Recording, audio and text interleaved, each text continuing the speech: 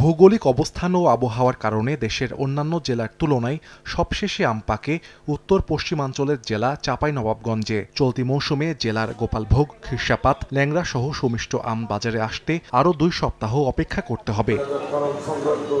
Mango calendar বা আম পাড়ার সময়সীমা নির্ধারণ বিষয়ে আম চাষি, ব্যবসায়ী, উদ্যোক্তা, বিজ্ঞানী ও কৃষি কর্মকর্তাদের সঙ্গে বৃহস্পতিবার বিকেলে মতবিনিময় সভার আয়োজন করে জেলা প্রশাসন। চলতি মৌসুমে আম পাড়ার সময়সীমা না রাখার সিদ্ধান্ত নেয় প্রশাসন। এতে গাছে আম পরিপক্ক হলেই তা নামিয়ে বাজারজাত করতে পারবেন চাষিরা। আম পাকলেও দেখা গেল যে অনেক আম সময়ের কারণে পরে নষ্ট হয়। ভোক্তা প্রকৃত স্বাদ পাক, প্রকৃত পরিপক্ক আম দিয়ে পরিপক্ক আম হারভেস্ট করি এবং আমরা বাজারে বাজারজাত করি। চাষি যদি সৎ থাকে, আম পাকবে, আম হারভেস্ট করবে, তাহলে এখানে আমার কোনো আম ক্যালেন্ডারের প্রয়োজনই নেই। আমের ওজনের বিষয়টা সিদ্ধান্ত নেওয়ার ব্যাপারে তিনি মত প্রকাশ করেছেন, তো আমরা সে ব্যাপারেও খুশি। যত লেটে আম সংগ্রহ করতে পারবে তারা তত বেশি দামে বিক্রি করতে পারবে। আমের সাথে যারা জড়িত সবারই স্বার্থ রক্ষা হবে।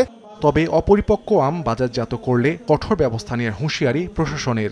আম এখন পরিপুষ্ট হয়েছে, তখনই তারা গাছ থেকে আম পাড়বে। কৃষি বিভাগ এবং আমাদের জেলা প্রশাসন সর্বতভাবে সহযোগিতা করবে, যেন কেউ অপরিপক্ক আম গাছ থেকে না পাড়েন সে বিষয়েও আমাদের নজরদারি থাকবে। চলতি মৌসুমে জেলায় 37,504 হেক্টর জমির আম বাগানে উৎপাদনের লক্ষ্যমাত্রা 3,86,000 মেট্রিক টন। সময় সংবাদ, চাঁপাইনবাবগঞ্জ।